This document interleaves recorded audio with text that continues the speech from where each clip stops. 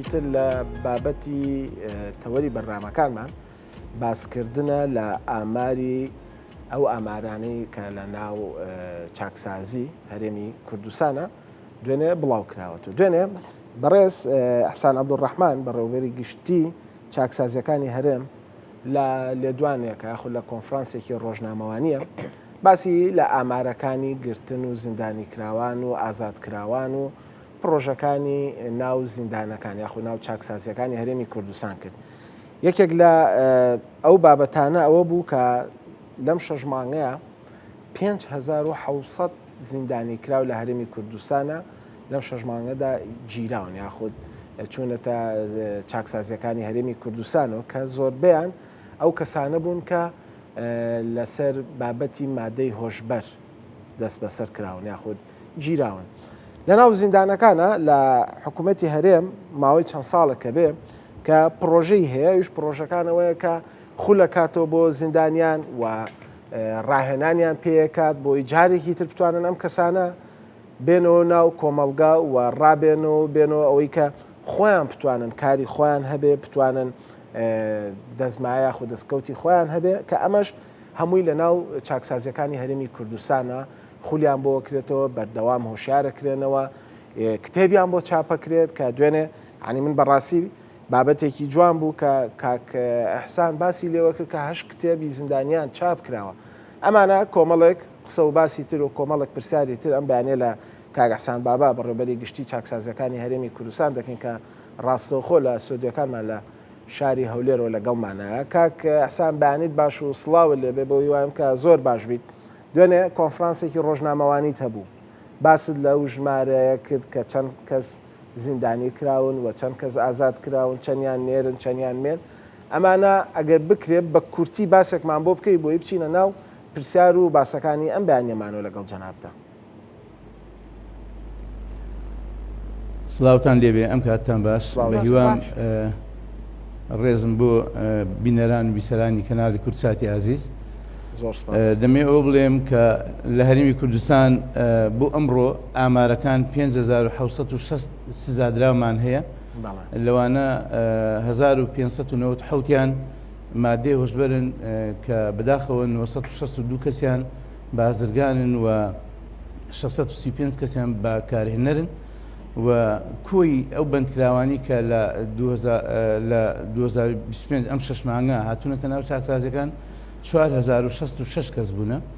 و لەوانە 3627 کەسیان ئازاد کراون و ئێمە لە ناو چاکسازەکان کۆمەڵی بەرنامەمان هەیە بەرنامەکان خزمەتگوزاریەکان دەست پێکەین و لەوانە مەسەڵەن خوێندنمان هەیە کە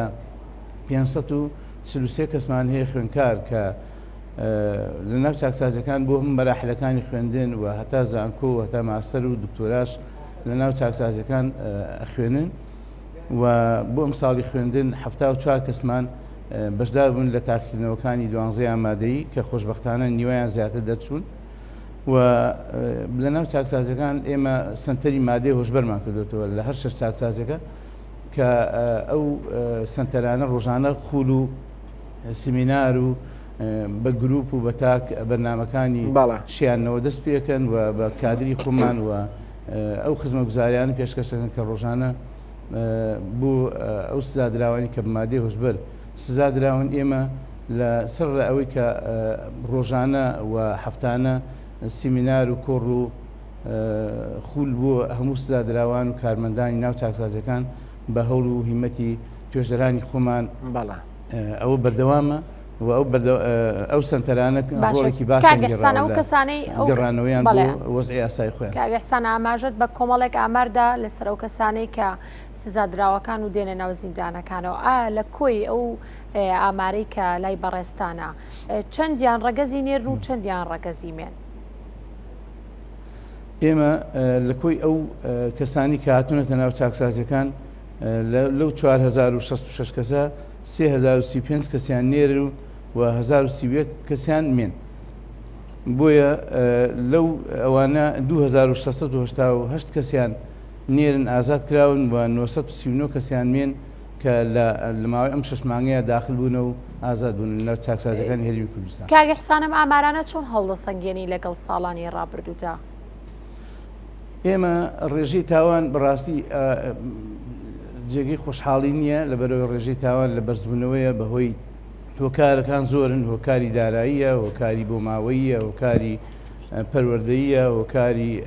بەتابەتی کرانەوەی هەرێمی کوردستان بەڕووی دنیای دەرەوە، مادەی هۆشبەرە ئەمانە لەناو مادەی هۆشبەرە مەسەن هۆکاری کوشتن و دزی ئەوانە کە زیادی کردووە، هۆکارەکەی مادەی هۆشبەرە کە بە ڕێژەیەکی بەرچاو زیادی کردووە و ئەتوانم بڵێم تەنها لە ماوەی ئەم 6 مانگەیە زیاتر لە 400 کەس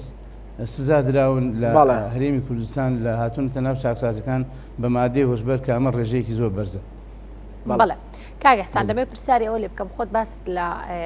کۆڕ و سیمینار و ئەم بابەتانە کرد. ئەو کۆڕ و سیمینار و پانێڵانەی کە دەکرێت بۆ سزا دراوان لە چاکسازەکانە پێمان بڵێ و کۆڕ و سیمینارانە باز لە چی دەکەن؟ چۆن کارتان لەسەرەوە کردووە کە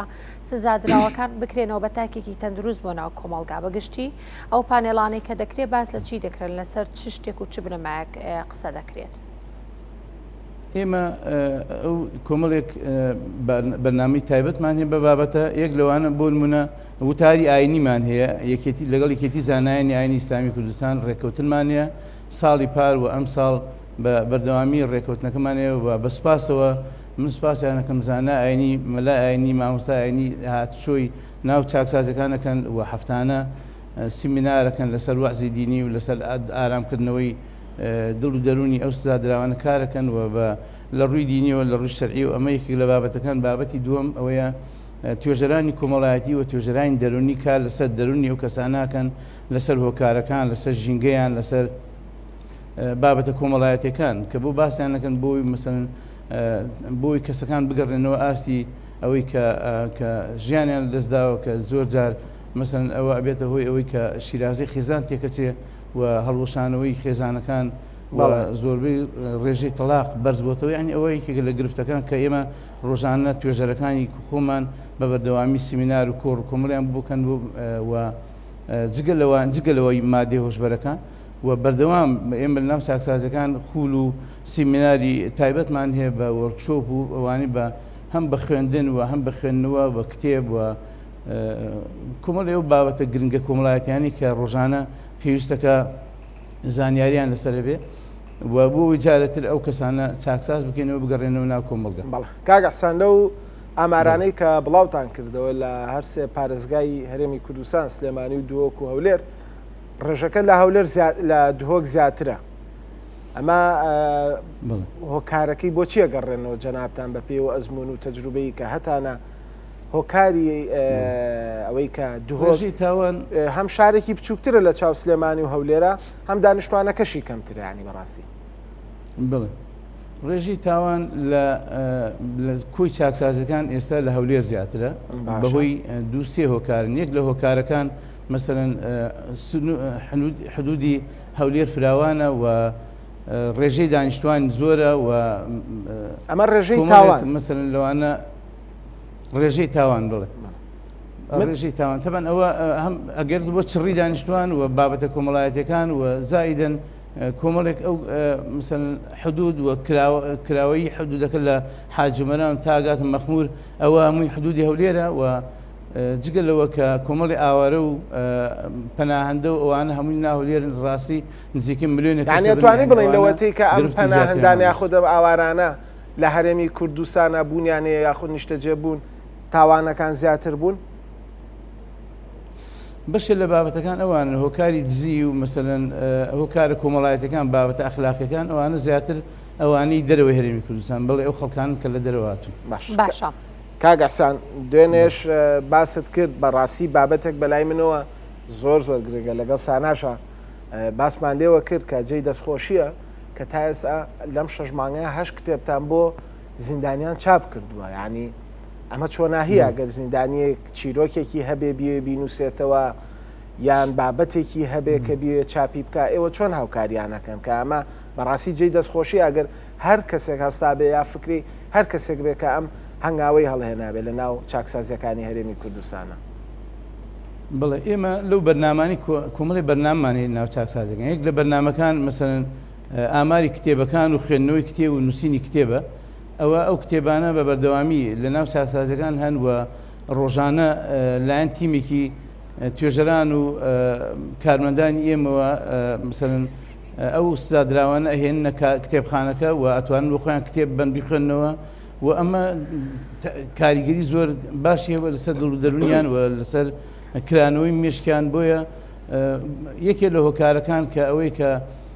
کار لەسەر دڵدەرونیانەکەین ئەگەڕێنەوە بۆ وەزعی ئاسایی خۆیان ئەکەونە ئەوەی کە هۆکاری هاتنەوەیان ناو چاکسازەکە بۆ ناو چاکسازەکان و حکومدانیان و ڕێژەی تاوانەکانیان ئەوان هەمووی بۆ خۆیان ئەنووسنەوە ئەکەنە کتێب و ئێمە هاوکاریان بۆ بابەت باشە کاگە ئەو بابەتی دووەم ئێمە مثلەن ژوانگەی خێزانیمانەیە خلوەی شەرعی کە ئەمە ڕێژەی تەلاقی لە چاکسازەکان هێناوەتە سفر یعنی ئەوە بۆ ئەم 6 مانگە 4144 کەسمان ئەوانە هاتوونەتە خێزانەکان یەکتریان بینیوە کە ئەمە کاریگەری زۆر باشی هەبووە لەسەر ئارامکردنەوەی دڵدەرونی ئەو کەسانە. باشە کاگە ئیحسان سەبارەت بە ئازادکردنی بە مەرج و تایبەت ئەمە چۆنە ئەمە تۆزی ئەمەوان بۆ ڕوونکەی تۆ بزانین بە چ ڕێگایەک ئەمانە ئازاد دەکرێن لە ڕێگەی تایبەت و بە مەرجەوە و ئەگەر ئامارێکت لە لابێ بزانین لە ماوەی 6 مانگی ڕابردوودا چەند کەس لەم ڕێگەوە توانیوێتی ئازاد بێت. بڵێ ئێمە لە ئەو کەسانی کە سزادرێن مەسەن لە ساڵێکە 9 مانگ ناو چاکسازەکانە مێننەوە 3 مانگەی تر ئەکەوێتە بەر ئازادکردنی بە مەرج بۆ وجایەتە تاوان نەکاتەوە ئەمە مەسەن دادگاکان و قەزا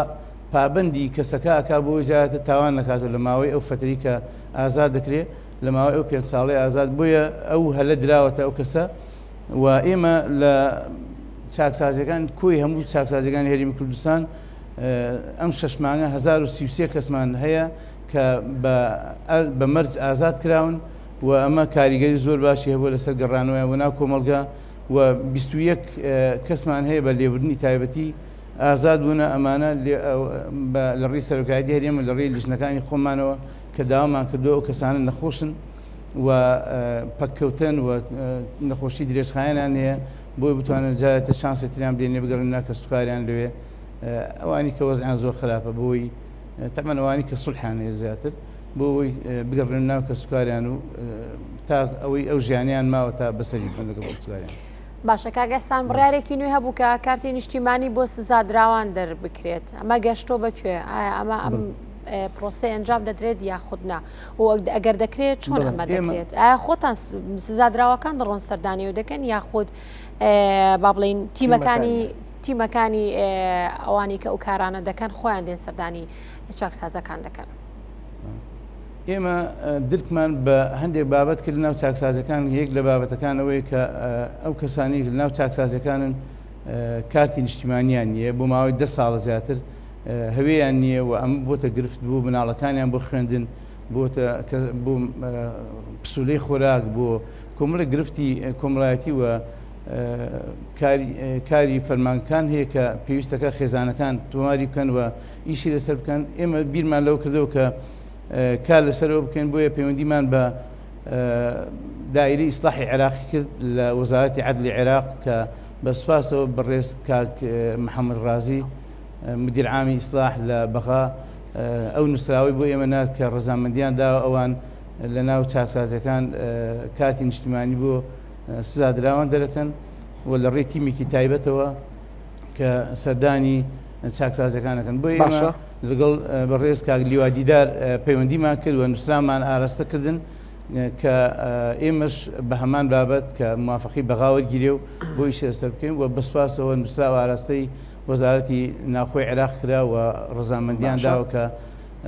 ئەوانە کارتی نیشتیمانیان بۆ دەربکرێ و ژمارەیان 2335 کەس. باش کاک حەسان کاتمان کەم ماوە پێش پرسیارەکەی سانا جەنابەت باست لە جۆری تاوانشتەکان کرد گلەیەک هەیە ینی سەرڕای ئەم هەموو ئەهەنگاوە باشە ئەم هەموو خولانە ئەم هەموو خزمەتی کە لە ناو چاکسازیەکانە پێشکەش بە زیندانی کراوەکان نەکرێت بەڵام بابەتێک هەیە کە تۆزێک بۆتە جێی گلەیی ئەویش ئەوەیە کە یعنی هەموو ئەو کەسانی کە چ تاوانێکی بچوک بێت تاوانێکی گەورە بێت لە ناو یەک ساڵیان لە ناو یەک کۆڵە بەیەکەوەدان یعنی وا هەیە تیرۆریستێکی وا هەیە کە ئەمە حکوم دراوە حکومەکەی خۆی وەرگرتووی وا هەیە مادەی هۆشبەری بەکارهێناوە لەگەڵ یەکێکا کە ڕەنگە تاوانەکەی بۆ ڕادەیە گەورە نەبێ لە ناو یەک قاعە و لە ناو یەک ساڵەیە دائەندێن ئەمە کێشە بۆ ئێوە دروست ناکە گرفت بۆ ئێوە دروست ناکە یاخود ئەم کەسە کە تێکەڵی ئەوانە بێ تەسیراتی ئەمان بەسەریەوە نابێ ینی بۆ نەتانتوانی و ئەمانە جیا بکەنەوە ینی قاعی جاجیا هەبێ هۆڵی جاجیا هەبێ بۆ زیندانی کراوان بڵێ ئێمە سەرڕای نەبوونی بنی تحتی لە 2002 دروستنی بینا و هۆڵەکان بەڵام ئێمە ئەوە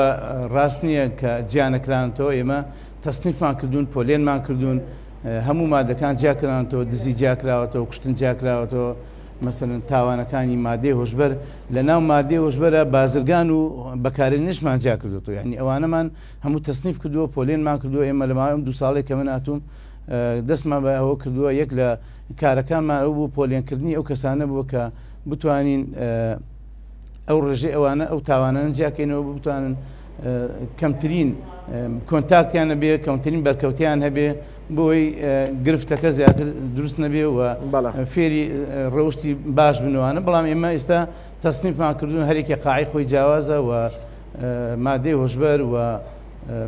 هەموو مادەکانی کوشتن و دزی و مەسەرەن مادە ئەخلاقیەکان ئەوانە هەموو ئەوانەمان جا کردوێتەوە تەنها لە ژنان و مناڵان هەندێک گرفتمان هەیە بەڵام ئەوەش لە چارەسەرکردنای واخریش بەڵێ هەشتان ساغ بە ئێمەش ئومێد دەکەین سەرجەم و گرفتانی کە هەیە ئەوم سەرجەمیان چارەسەر بکرێت سوپاس بۆ ئێسان بابا بەڕێوەبەری گشتی چەکسازیەکانی هەرێمی کوردستان کە ڕاستەوخۆ لە هەولێرەوە لەگەڵمانە بوو.